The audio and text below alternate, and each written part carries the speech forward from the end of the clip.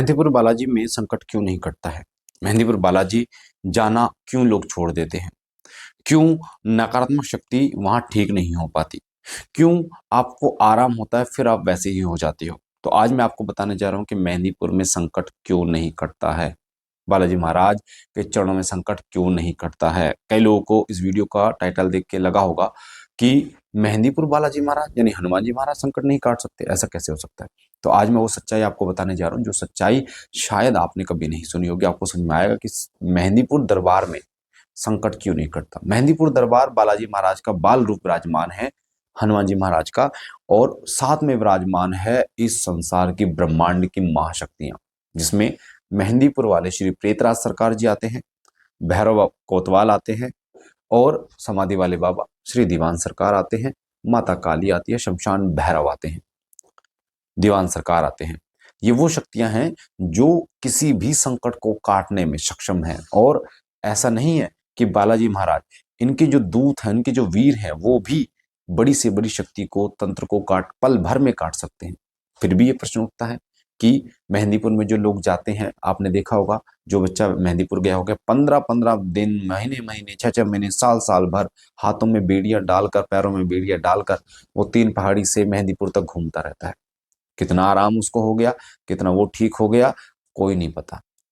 लोग जाते हैं मेहंदीपुर में, वहां एक कमरा लेते हैं और सुबह और शाम की आरती लेते हैं, खेलते हैं, केवल एक भजन चला देते हैं, एक छोटा सा बॉक्स लेके कान में लगा देते हैं कि ये ठीक होगा। अब कितना ठीक हुआ कितना नहीं हुआ वो आप देखेंगे। तो आखिर ऐसा क्यों होता है कि मेहंदीपुर में संकट नहीं कटता? इसका बहुत बड़ा एग्जाम्पल मैं आपको देता हूं कि जब आप मेहंदीपुर में आप जाते हैं तो सबसे पहले आपको ये पता होना चाहिए कि आपको बीमारी क्या है। अगर आपको सिर दर्द है तो हो सकता है वो 2 घंटे में ठीक हो जाए।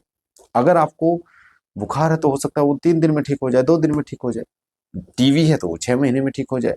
कैंसर है या फिर कोई अन्य बीमारी है, डायबिटीज वगैरह है, तो उसका थोड़ा सा लंबा इलाज चल सकता है। अधिकतर लोगों को बेटा ये पता ही नहीं होता कि उनके शरीर में दिक्कत क्या है। अब उनको ये पता ही नहीं है कि उनकी जो नेगेटिविटी है वो कितनी बड़ी है, कितना समय उसको हो गया है, भूत है, प्रेत है, तंत्र है, क्रिया है, क्या है, खिलाया पिलाया गया क्या है। पर उनको ऐसा लगता है कि मैं आज ही ठीक हो जाऊं, कल ही ठीक हो जाऊं। कई लोगों के साथ तो ऐसा है बेटा कि उनके पड़ोसी ने उन्हें बताया कि मैं ठीक हो गई मेहंदीपुर बालाजी से, तू भी चली जा या चला जा, और वो जा ही रहा है, वो कह रहा मैं ठीक ही नहीं हो रहा। क्यों? फिर आप बोलते हो अरे मेहंदीपुर बालाजी महाराज की बस की नहीं है ठीक करना, वहां तो लोग ठीक नहीं हो पाते। क्यों नहीं हो पाते? क्योंकि वो गई थी, वो तो हो गई, पर मैं क्यों नहीं हुई? क्योंकि मुझे, तुमने तो खुद से लेना देना है ना।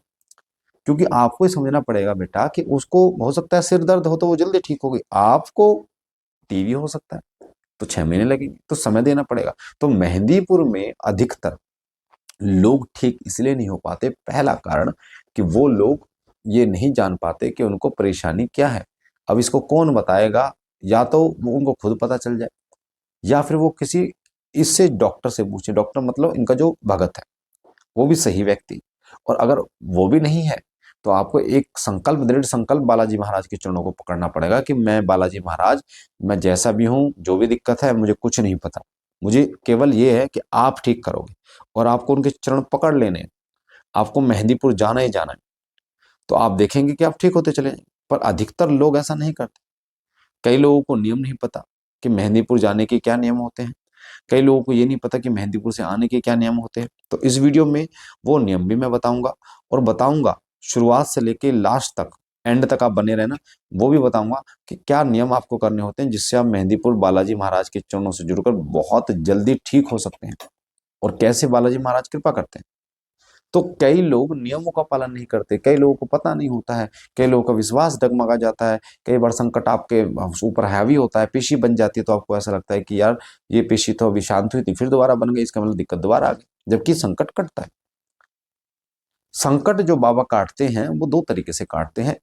पहला तरीका होता है पेशी को बुलाकर, और 90 से 99% का जो तरीका होता है बाबा जी का, वो होता है पेशी को बुलाकर। यानी कि जो शरीर में नकारात्मक शक्ति है, भूत है, प्रेत है, जिन है, मशान है, कोई भी है, उसको हाजिरी उसकी लेके आनी, जहां पर भी है उसकी हाजिरी दिलानी है। हाजिरी दिलाने से क्या होता है? संकट ऊपर आता है। जैसे आपने देखा होगा समुद्र के नीचे कोई रत्न है या कोई भी है, उसको निकालना उतना ही मुश्किल है और जब वो ऊपर आ जाता है तो उसको आप आराम से निकाल सकते हो। तो उसी प्रकार संकट की पेशी बाबा जी जो है वो बनाते हैं। मेहंदीपुर में आपने देखा होगा बहुत सारे लोग खेलते रहते हैं। तो पेशी का आना कोई नेगेटिव संकेत नहीं है। पेशी को बाबा जी बुलाते हैं, मार लगाते हैं, बयान कराते हैं, उसके उसके अंशों को खींचते हैं, ये एक तरीका है। और लगभग 90 से 99% ऐसा ही कार्य बालाजी महाराज के दरबार में होता है या अन्य दरबारों में होता है। कुछ परसेंट कार्य जो है ना, कुछ बार ऐसा होता है कि बालाजी महाराज साइलेंट रूप से कुछ संकटों को काट देते हैं। अब साइलेंट रूप से मतलब होता है कि बिना पेशी के संकट काट देते हैं। अब वो आपके दरखास्त अरदास लगाने के ऊपर डिपेंड करता है। तो अब मैं आपको बता देता हूँ वो तरीका कि कैसे मेहंदीपुर आपको जाना चाहिए, क्या करना चाहिए। तो सबसे पहले आप एक दृढ़ निश्चय कर लो कि आपका संकट बाबा जी काटेंगे, 100% काटेंगे। बाबा जी के चरणों से जुड़ जाओ और बस ये है कि जीना भी तेरे चरणों में है, मरना भी तेरे चरणों में है। तू ठीक करेगा, मुझे नहीं पता। तो जब आप मेहंदीपुर जाएं तो सबसे पहले 1 हफ्ते पहले लहसुन प्याज छोड़ दें, तामसिक चीजें छोड़ दें। और जैसे आज आपको निकलना है तो बालाजी महाराज, मेहंदीपुर वाले श्री बालाजी महाराज की जोत लगानी है आपको, तिल के तेल की, सरसों के तेल की, देसी घी की, जिसकी भी आप लगाओ। और 10 रुपए की दरखास्त लगानी है मेहंदीपुर श्री बालाजी महाराज, प्रियतरा सरकार, भैरव बाबा, दीवान सरकार, श्री समाधि वाले बाबा को साक्षी मान के कि बाबा मैं आपके दरबार आ रहा हूँ या आ रही हूँ, मेरे घर का जो भी संकट है उसको मेहंदीपुर में कैद करो और मुझे आराम दो। 10 रुपए की दरखास्त अपने घर के मंदिर में लगा के चले जाइए और कि मुझे ठीक ठाक पहुंचाओ। फिर आप मेहंदीपुर में के लिए जब रवाना होंगे तो एक ओसारा बना के ले जाना होता है बेटा। उसकी वीडियो शिव कृपा चैनल पे डाल रखी है मैंने, ठीक है। ओसारा क्या होता है, कैसे बनाया जाता है, वो वीडियो आप देख लेना, ठीक है। ओसारा लेके जाया जाता है पूरे घर में से घुमा के, वो संकट का होता है। तो ये 2 चीजें आपको लेके जानी होती है। जब आप मेहंदीपुर चले जाते हो बाबा जी के चरणों में तो सबसे पहले आपको बाबा जी का अर्जी का एक लड्डू लेना होता है। वहां पे लड्डू मिलता है 150 रुपए का, ठीक है, या छोटा भी मिलता है, तो वो आप ले सकते हैं। उसकी आज भोग लगाते हैं। और जब भी आप भोग लगाएंगे बालाजी महाराज के चरणों में, है ना, तो वहां पे 10-10 रुपए की दरखास्त अपने ऊपर से 5 बार वार के, जैसे बालाजी महाराज के चरणों में, प्रेतरा सरकार जी के चरणों में, दीवान सरकार जी के चरणों, सबके चरणों में आपको अपने संकट के लगाने के, बाबा मेरे संकट को मेहंदीपुर में कैद करो। ये दरखास्त लगाने के बाद भोग भी चढ़ गया, बाबा जी के चरणों में मत्था टेक के आप बाहर निकल गए। फिर आपको 3 पहाड़ी पे जाना होता है, माता काली के 3 पहाड़ी, जहाँ पर माँ शमशान काली और शमशान भैरव विराजमान है। वहां आप जाएंगे तो वहां आपको माता को चुंदरी चढ़ानी है, 10 रुपए की दरखास्त वहां भी लगानी है माँ काली और भैरव बाबा के चरणों में, ठीक है। यहाँ पर दरखास्त का एक मेन रोल होता है अरदास का, 10 रुपए का, तो वो आपको हर जगह लगानी है, ठीक है। उसके बाद आपको वहां पे अपने बंधन कटवाने हैं, उसके बाद आपको आ जाना है। फिर आपको आरती लेनी होती है, बाबा की आरती होती है शाम को, वो आरती लेनी होती है। और उसके बाद जब आप घर जाते हैं, है ना, एक भ्रम है कि प्रसाद लेके नहीं जाना, तो जो भोग आपने लगाया बाबा जी का वो आपको वहीं खाना है, और बच जाए तो घर लेके जाइए, कोई दिक्कत नहीं। और जब आप घर जाएंगे तो 10 रुपए की दरखास्त लगा के जाना है। जैसे आप जा रहे हैं तो बालाजी महाराज और राम जी के चरण सामने है, एक दूसरे वहीं दान पात्र है, तो बाबा से बोलना कि बाबा मेरे संकट को, मेरे परिवार के संकट को मेहंदीपुर में ही रखिए, कोई भी नकारात्मक शक्ति मेरे साथ ना आए, केवल और केवल सकारात्मक शक्तियां ही मेरे साथ जाए। तो आपको अपने घर निकल जाना है। घर जाते ही आप चाहे 1 बजे पहुंचे, 2 बजे पहुंचे, रात को किसी भी टाइम पहुंचे बेटा, आपको मेहंदीपुर वाले श्री बालाजी महाराज की 11 दिन की अखंड जोत जला देनी है, जिसमें प्याज, लहसुन, तामसिक चीजें, ब्रह्मचर्य का पालन आपको करना है। और 21 हनुमान चालीसा सुबह शाम आपको पढ़ के 1 गिलास पानी उसमें एक बताशा डाल के फूंक मारनी है, यानी हर हनुमान चालीसा पे 1 फूंक, 21 फूंक मार के पूरे परिवार को पिलानी है और उसका छिड़काव करना है।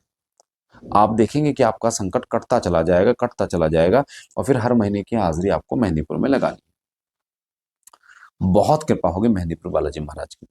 मुझे आशा है जानकारी आपको पसंद आई होगी। हम मिलते हैं एक नई जानकारी के साथ, तब तक के लिए ओम नमः शिवाय, जय श्री राम, हर हर महादेव।